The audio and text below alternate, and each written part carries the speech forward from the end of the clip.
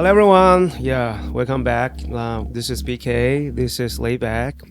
Constantly, everyone just told you to be the hurry in this modern era that maybe we need something special. We should just first, according to ourselves, to our heart, that find our own rhythm. Yeah, that's the core meaning of our brand here. LayBack, welcome back. And today, we have invited two acquaintance friends here, as well, like the previous episodes as well. So, welcome. Just give an introduction to our followers.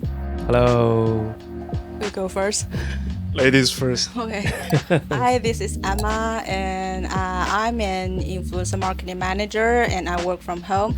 So now I'm just living a lifestyle, like I'm traveling around the country, the China, slowly. So I switch cities every few months or 1 year. And here, Wuhan is my third stop, and the first two were Shanghai and Chengdu.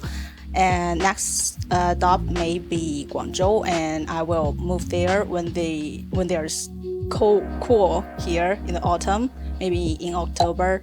I switch cities just to find that which one is the best for me to settle down, and the people, the food, and all the sceneries I want to explore. The figure is a little bit like the exam that you passed recently. Okay. Sorry. No. I'm joking. Okay. I'm joking because I just try.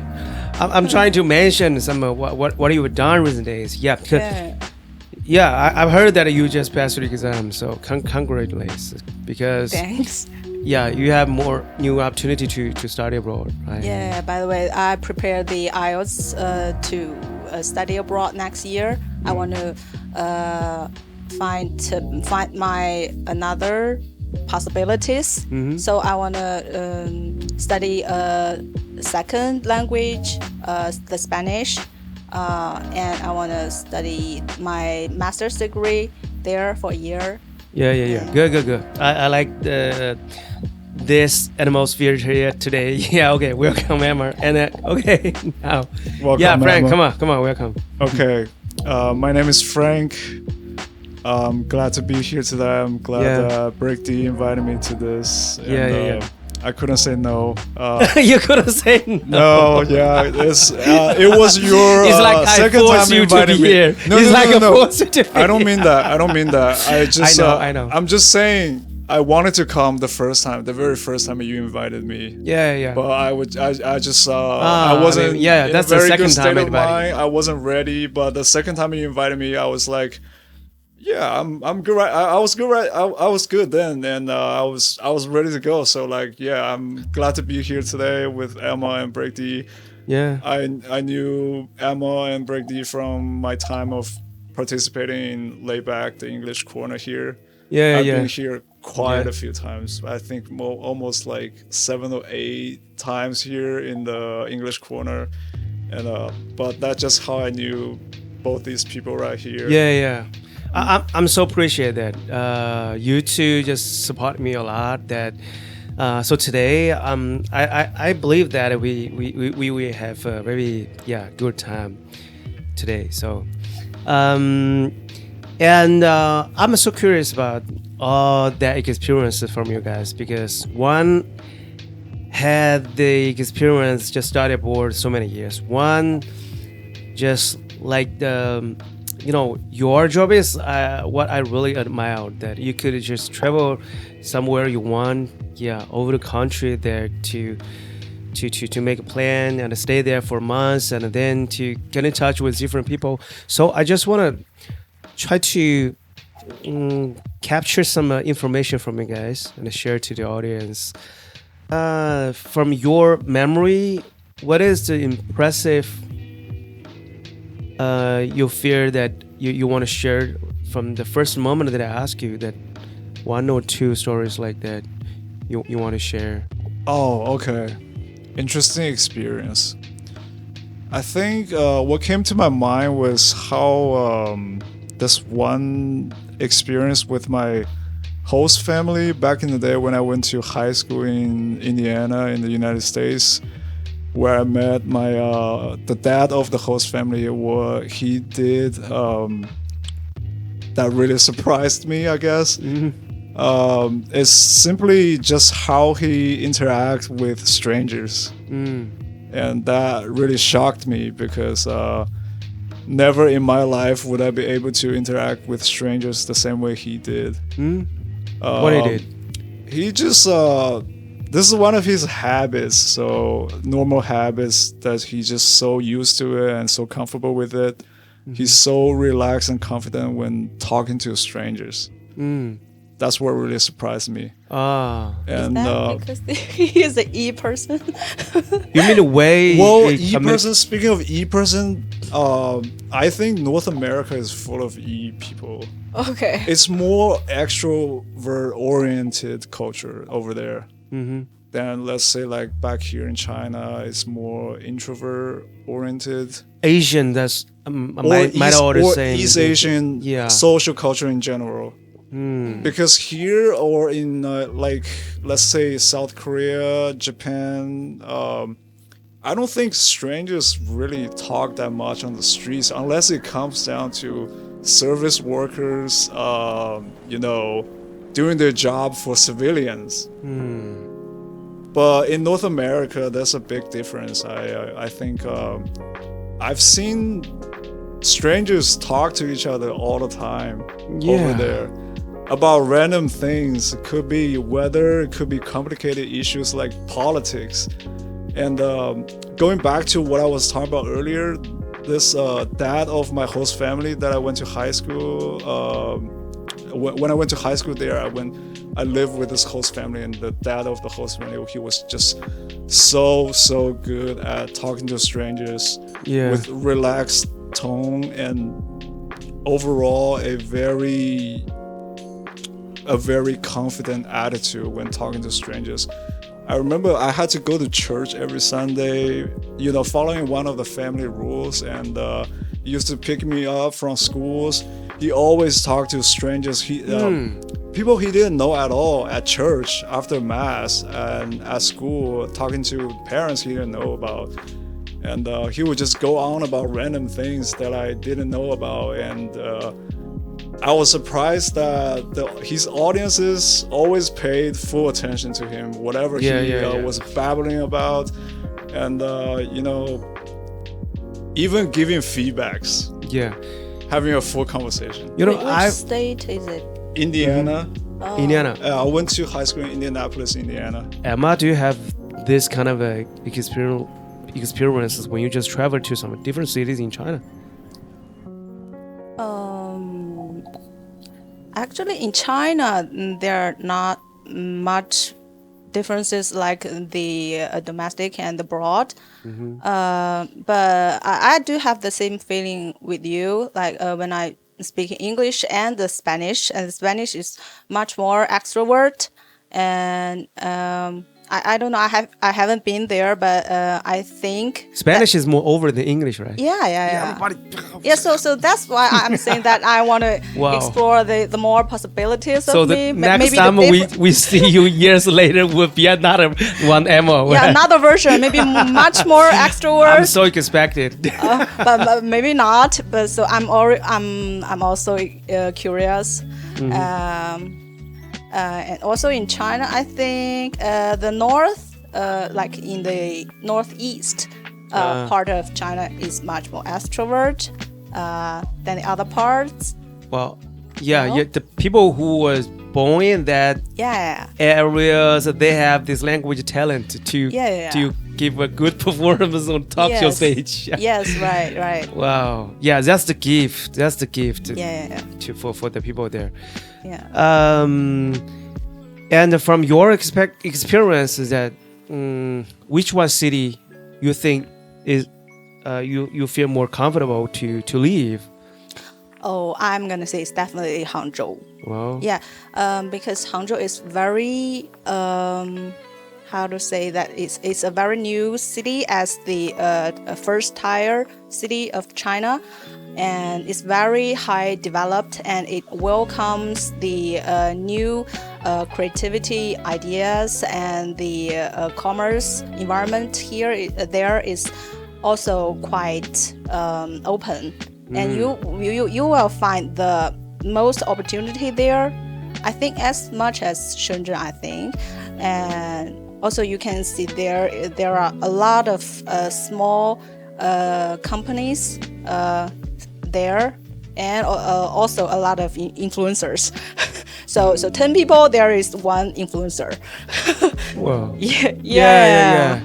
So and also the traffic there is also super great. I don't know if you know that the cars, they must give the workers the priority, otherwise they will be punished.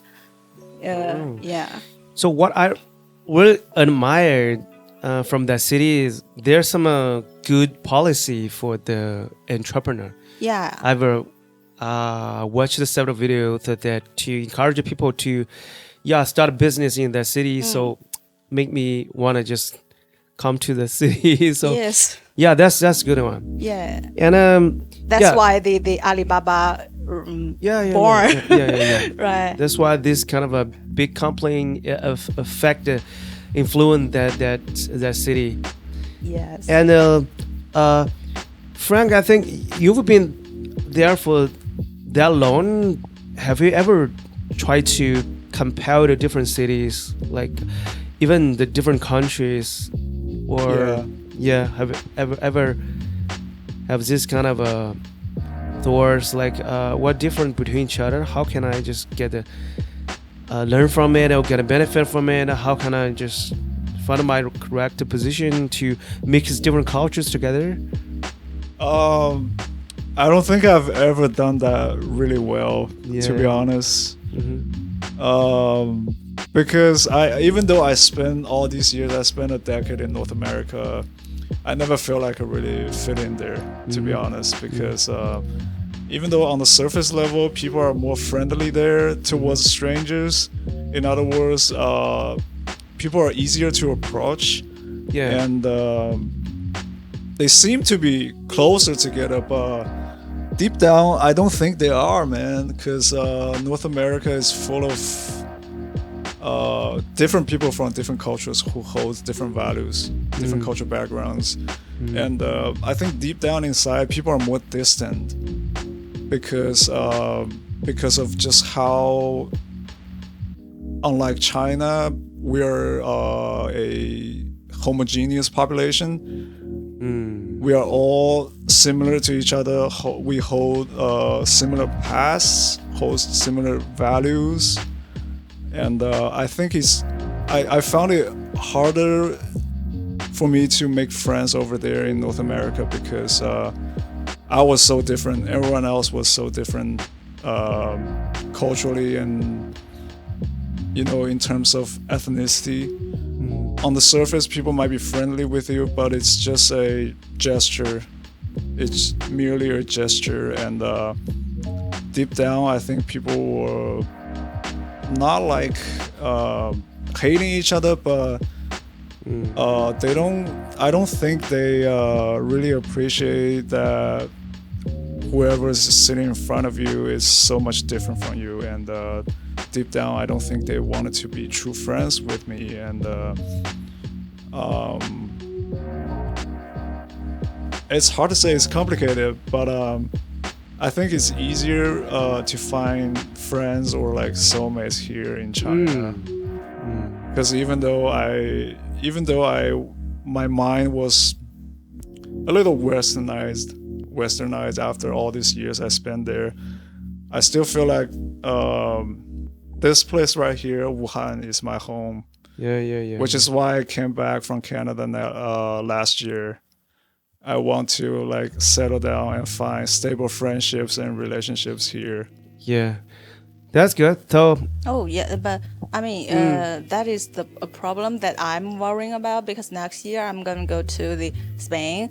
Yeah. I mean that I want to practice my language, so I have to talk the native speakers, right? But I'm a little worried that they won't make friends with me, you know.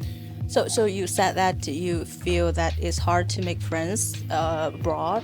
I mean, so do you only make friends with our people or?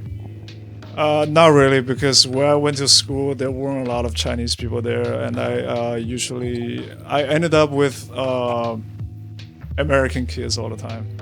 Back in university, I was only good friends with a few of my roommates that I lived with, and that's all. That was all. I never expanded my friend circle beyond that. And back in Canada, I only had like 2 friends. That's all. And now, I said it was easier to make friends here in China, but I didn't. Sometimes here than. Maybe I'm wrong about it sometimes, because sometimes when I came back from the North America to China, I still find myself having a hard time bonding with people here in China, because maybe because my mind was like a little bit too westernized after all these years I spent in North America, and it takes time, but it's still possible here to find like a soulmate, a friend that I can share a lot with. A friend that I can share a very strong relationship, a friendship for a very long time. It's more possible here. Over there, it's just I feel like it's damn near impossible because people are too different from me. So you think the reason why you cannot that close to someone because of the different nations, or only just because you are stranger? Because here we are all Asian, maybe more closer than between the different nations with different colors or something, the different cultures, right? That's one reason, right? Yeah, in general, if you think of it that way, it comes easier. Yeah, that's why, because I'm so curious. I stand in the update side, like I'm trying to experience that I never been like you had ever experienced. Like I'm trying to step out to maybe in the future step out to some different cities to talk to strangers, to get used to singing that way, more westernized, like what you mentioned. So yeah, that's the purpose today. We could discuss this kind of topics, right? You mean the cities in China or abroad? I mean abroad. Like in the future, I'm trying to experience some I never been to. Yeah, in the future. Welcome to Spain. Yeah. I think you are on the right track. Now you just go first to experience this, and we will see that maybe 1 year later another different version. Yeah, a director version. Yeah. So your major is to be a director in the future. I wanted to. Yeah. So that is your plan for your future days. This year or next year? Next year. So what you are going to propel? Like you need to first to review, to preview some about that for your major. Yeah. Actually, I have 2 options. Like some majors are English speaking and some are Spanish speaking. So actually, I'm already good at English, so I have passed my IELTS. It's just a bottom choice. So I'm also learning Spanish, and I need to prepare the Spanish test for 1 year to get a B1, and maybe I can get the offer from the Spanish major, but maybe not. And about the major, there are also 2 directions. One is the marketing. It's more like the career need, but not what I really want to pursue. And nowadays, but deep in my heart, I want to be a director. So I want to apply for a director major, but maybe I cannot get the offer because I'm not the professional. In my bachelor's degree, and I also don't have any work, and I have to prepare some works for this application, and also the language. So I need time. Do you have any plan like to practice to get in touch with different type of people to match that environment, especially go abroad? Actually, I have signed up a class to study Spanish, and that teacher is in Spanish, but he is originally Chinese, but she grew up in Spain. Oh. And I also know someone on the internet that is major in the director major. She's studying, and I know some knowledge, some information from her. Yeah, but I don't know any native speakers. Okay. Yeah, it's like a pre-course, not only for language, but you should first adjust your mindset, right, to get ready for that. Yeah. Okay. Yeah. And then the Frank, your plan is not a different path. Like as I know that you have a plan to be an English teacher, right? Yes. Have you started? Not yet. Probably not until later on next year, or maybe the year after next year. I don't know. I don't know when my mom and I will have recruited enough students for me to teach. Right now, my mom is teaching them by doing it like a part-time job. After she retires, she'll go full-time in teaching those kids, and also spend time training me how to teach them. So that's it's gonna be later on, maybe next year, maybe the second half of next year. Who knows? Right now, I'm just enjoying my time of being unemployed, free time. You know? So all for kids or both like adult? No adults. No adults. Kids from like the later few grades, the last few grades in kindergarten, from that up to like the 6th grade in elementary school. Yeah, I think that is your comfort zone as well, because you've been there abroad for so many years. It's not only for language, but you could bring some of the culture from different cities that to the kids. Is that this compared to some other native English teacher, that is your advantage, I think, right? Yeah. It's very like you have mentioned like a slam. We don't know about that. Slangs, but how do you slam? I don't necessarily. That's not necessarily like a big part of my teaching. When I start doing my job, of course. We don't have to play. I gotta teach these kids fundamentals. Yeah. Actually, Fundamentals as of a English. pre-English teacher, I have some views, but I think that if you speak English good, that doesn't mean that you can teach them good. I mean, being teacher is not an easy thing. First of all, you have to have a teacher's certificate to make it. If you want to teach them legally, you have to legally. Oh my God! Yeah. We were talking about we were talking about this like several days ago. I had my first English student. Oh, that is different. If your student is an adult, then okay. But if you mean for kids, we need a certification. Yeah, that is a requirement of the country. And do you know that several years ago, that maybe 5 years ago, I think, that there is a revolution in the tutoring industry, in China? That all the online tutoring companies are cancelled, and that's why I changed my industry at that time. There is two of our friends that we mentioned before, like him and got punished for this one. Really? Yes. For tutoring kids privately? Yeah, that's very strict right now, the policy that for the institution.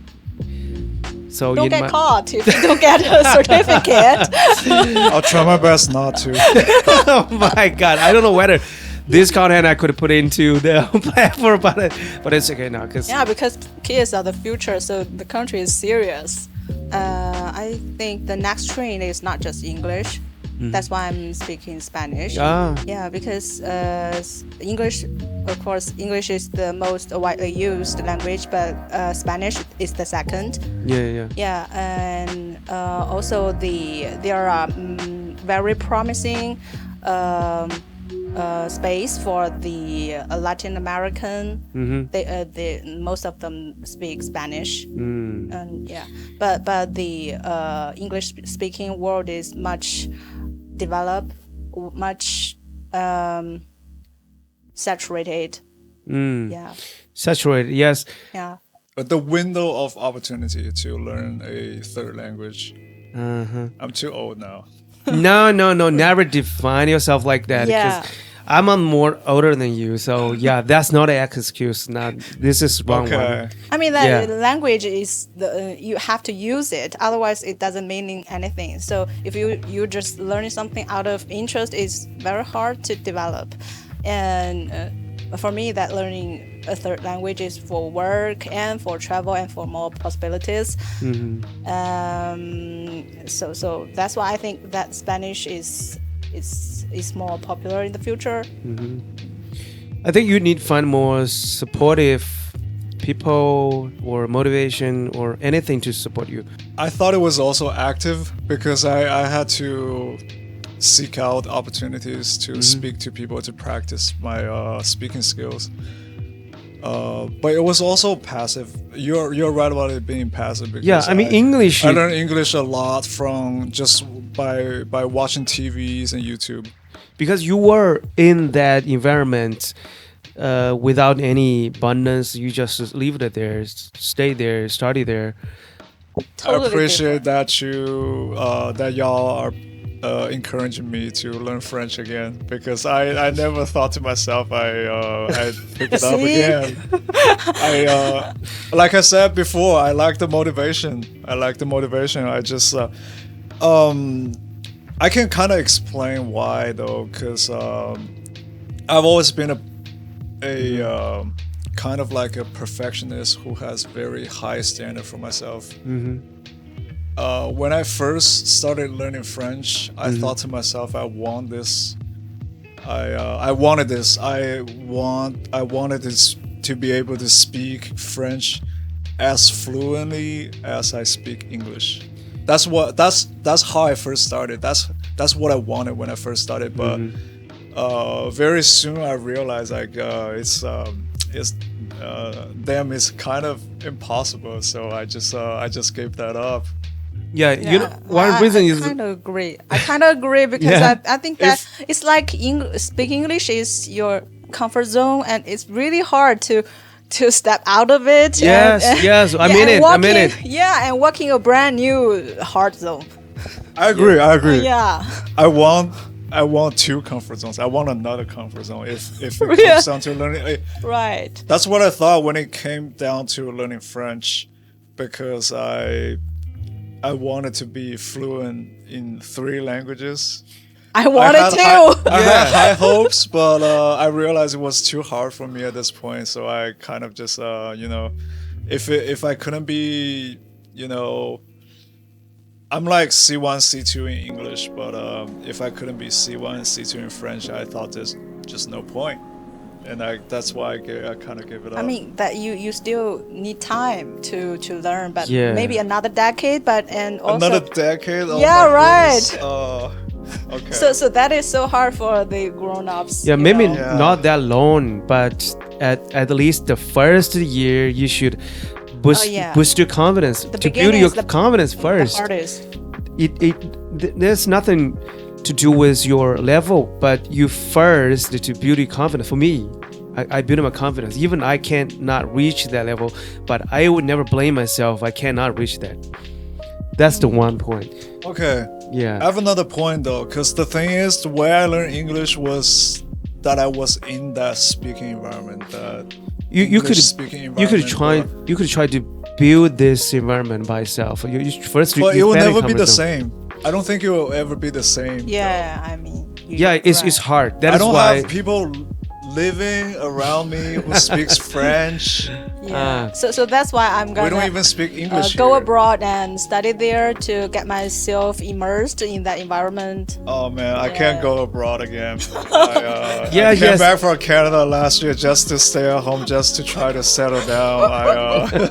Yeah. Of course, it's not that easy. That's why we need to try that hard, like me, to build this environment. Now, I think I will achieved some target that I set before. Even maybe not that perfect, but still I'm on my way. So that is why I always encourage my friends. Like I need more friends,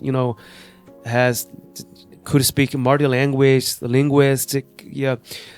Then I have this environment again. Like if you could speak French, okay, you could talk to me.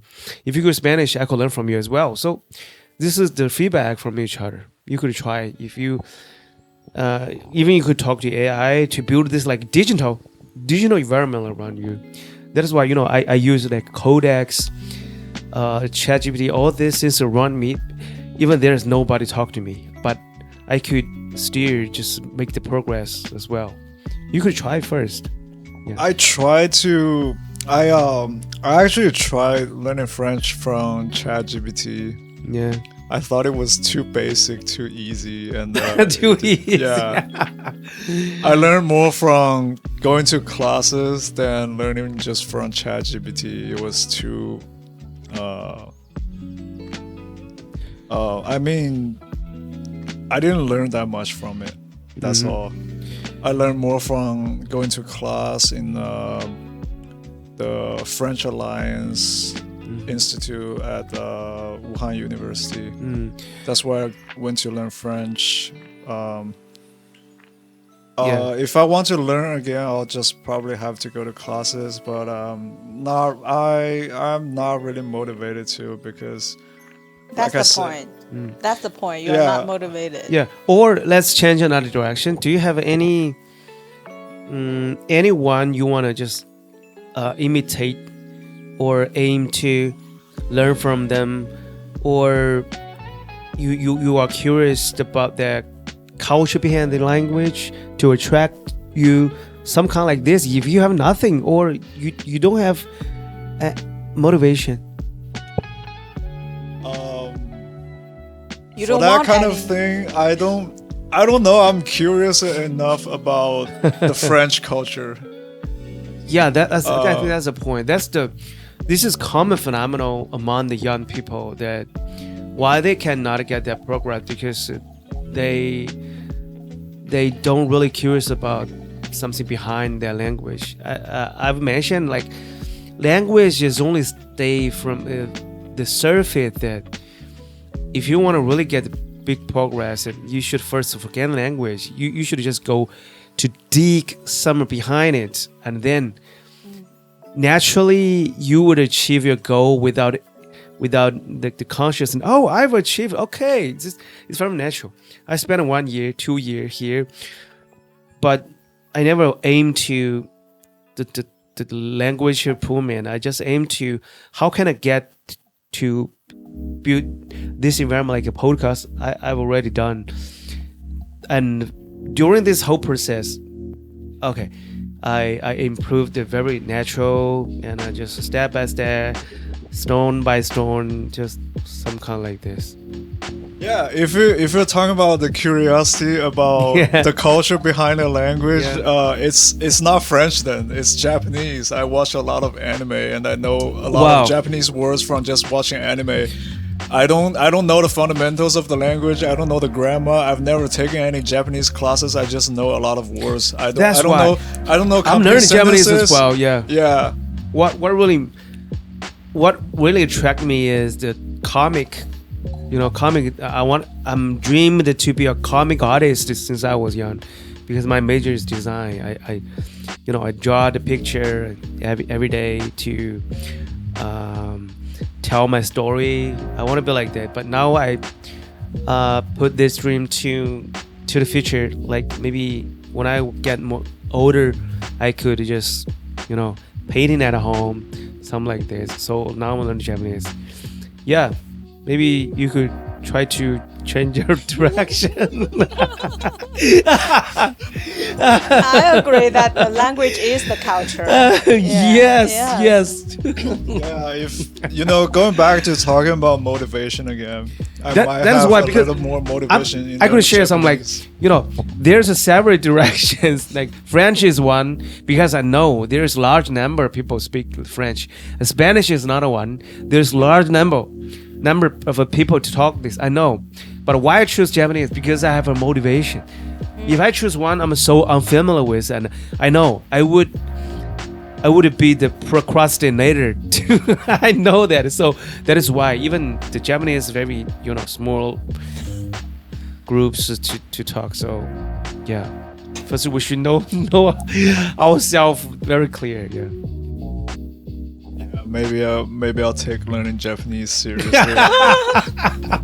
Maybe. Because I heard after all we're Chinese. We know a lot of Chinese characters, the traditional Chinese characters, which are part of kanji in Japanese. Yeah, kanji. That part comes a lot easier for us to learn. I heard from people who speak Japanese that us as Chinese we might have an easier time learning Japanese just because we know a lot of Chinese characters and traditional ones too. Yeah, I think between the languages we never think that they're enemies, right? You could learn Japanese by like treat it as a hobby or something, but if you want to use French as a tool to do something, you could just follow it. So never just force yourself to be that how to say anxious that I need to achieve this level in a certain time. Like, did you have this plan for this? I mean, my original plan was to learn French so that I can be completely fluent in both French and for what purpose? English. To be one different role or something? There was not really a purpose for that. It's just a bragging right of I can speak 3 languages. I thought it was cool. That's all. Oh, yeah. So how about Emma? Your Spanish, do you have any target that to be someone or to reach certain level to do something, or just for your study? For study and career. So for study I need to reach B1 in half a year, and maybe a B2 in 1 year and a half. Mm-hmm. And for career, maybe a B2 or higher, C1. But that takes time, so I'm not that confident. Yeah. So for this situation, but I'm gonna use it. It's for sure. Yeah. It's for a certain purpose. Mm. Yes. So to be a director could speak Spanish, right? Right, and also I wanted to travel across the South American, Latin American. So I don't want to myself don't know the language there. Oh. Yeah, so the language you gotta learn right now is my next target. If I could really Japanese. Yeah, speak fluent Japanese. Then I'm going to learn the French and the Spanish. Oh, so many targets. Yeah, but this is just imagination. I don't know whether I could really achieve. Oh, it's so hard. Only one target at a time. Remember. Yeah. So it's already hard enough. Yeah, because the time is so limited. I've ever tried to learn this language at the same time, but I cannot really assign the time to learn this simultaneously. Very, very hard. Like your brain is filled to chaos. Yes, right. That's why when I prepare for the IELTS, I stopped learning Spanish. Yeah. After that, I started learning it again. My approach to learn is to immerse, to sing like that, do like that, speak like that, even dream like that, something like this. But for the Japanese, I cannot really right now like that. It's just separated, and it cannot even organize a good sentence. So, yeah, this is about the language. The environment shapes a person's personality. So if you put it in another way, 100% can change a person's personality. A person from a different environment, if you put this person in a different environment, he or she is gonna change after staying in a very different environment for a very long time. I've always told people that I am the way I am today because of how my parents raised me in this particular environment right here in Wuhan. But if you were to put me in a ghetto, if I was to grow up in a ghetto full of drugs, oh my god, gun violence, I'd be a hardened criminal. I'd be a total thug. I'd probably go to prison. I'd probably die at a young age. Yeah, that's I'd be a totally different person, you know. Yeah, that's what I'm about to ask. Like personally, what the environment really shaped you within this decade years. I mean that you mentioned that you have been westernized, and how is that? Yeah. That's a very personal experience. So I would just like to talk about how going to the West, going to North America, completely changed me as a person. I was a completely different person before I went to high school in the United States. I was, even though right now I'm, my MBTI test result is INFP. I'm an I person. I'm a quiet introvert. But back in the days when I went to school here, when I grew up here, I was an extrovert. I was kind of popular with a lot of friends back in elementary school and middle school before I went to high school in the United States. But after I went there, everything changed because I wasn't. Well, the main reason was because I wasn't fluent enough in English to, effectively communicate with, foreigners abroad, to make friends, to even understand my teachers. They also had a hard time trying to understand me because my English was so bad. I spoke with a very strong, very heavy Chinese accent. And the kids there ended up putting labels on me. Like I was, because my English was so bad, I was quiet, I was shy. That's what they would call me. And I let that get into my head. I just slowly play into that role they expected me to be, a quiet, shy kid. And I had a hard time making friends,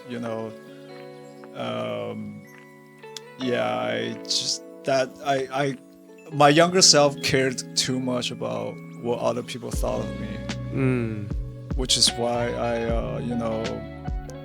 the judgment from play others into that kind of shy, introverted role, that kind of expectation that foreigners in America, the people around me who, expected me to be that kind of way, they always had this stereotype of, Chinese people, the East Asian people being quiet, being shy, being introverted. And I kind of just, I didn't try hard enough to break that kind of stereotype. I kind of regret that. It's one of the biggest regrets I've ever had in my life, to be honest, because I was so different. I was so different before I ended up in an English-speaking country. I was a different person. I was an extrovert, actually, and I kind of just let that happen. And at some point, I realized I couldn't change anymore. I'm just right now. I'm just quiet. I'm just shy. I didn't have I lost the ability to be, kind of popular with a lot of friends anymore. Yeah. So when did that change? There any turning point or some trigger? I nearly had no friends in high school. I was just always alone, and I kind of ended up realizing that I was just, I lost the ability. So how you become westernized? I mean the thought. In terms of being westernized, I just thought I thought that was because growing up I watched too much American media, Western media. I watched a lot of TV shows, movies, and a lot of YouTube videos back in the days, and also a lot of NBA basketball. I watched a lot of American sports like that, and at some point, after watching so much media from another culture, it gets into your head. You know what I mean? So it's not about your value. It kind of affected my values, to be honest. So the U.S. value are totally different from China, right? And since you choose to go back here, so I chose to come back here. Yeah. So because my values changed again. Again? It got changed by the Western values, but then I changed it back. Oh, right. Why? How did that happen? Because I met someone very important to me when I did my master's degrees in Canada. He's a socialist, communist, Marxist, Leninist. What? What? That's what I am right now too. I'm socialist, communist, Marxist, Leninist. Socialist? I don't understand these That words. is one word or just combination? It's a combination of, like several words, 4 words, right? Yeah, it's a combination of a type of political affiliation that what you believe. Good. I believe in, what Marx and Lenin was about during their times, Chairman Mao too. Mm-hmm. Basically whatever our home country China is about right now. Yeah. Socialism with Chinese characteristics. Oh. That's what I'm about right now. Oh. Yeah. I used to be so influenced by Western values so much that I believed in capitalism. I believed in individualism over collectivism. Wow. Oh yeah. But that changed ever since I met this guy, one of my best friends when I studied and worked in Canada. Oh. He's a very rare Marxist, Leninist, socialist, communist that exists in the Western hemisphere, in the Western culture. It's very rare. They're mostly capitalists who hate communism, who hate socialism, who hate China, who believed in all the anti-China slandering propaganda produced by the CIA, the FBI, the United States. And he was the opposite of that. He debunked everything for me, and everything just came into life for me. I thought I saw the truths of this world with the help of this guy. Wow. He's Chinese, right? Huh? He's Chinese, right? No, he's he's Russian? Pakistani Canadian. Okay. He's Canadian. He was born and raised in got it. Canada. Well, he was born in Canada but raised in United States. But he went back to Canada for his college degrees. But technically he's Canadian. Yeah, that's good. This is a valuable content that we were talking about.